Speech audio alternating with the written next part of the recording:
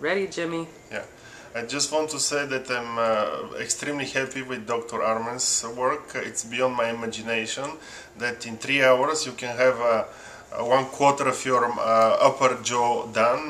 What I'm saying that I mean three crowns and one filling in about three and a half hours.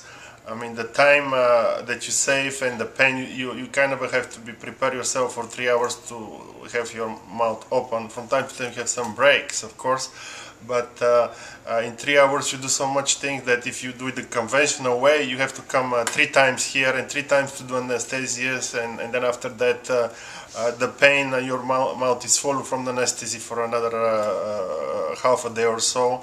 So it's really worth it to do your crowns and at one time. At one appointment you do the crowns, you're in and out, and that's it. No temporary crowns.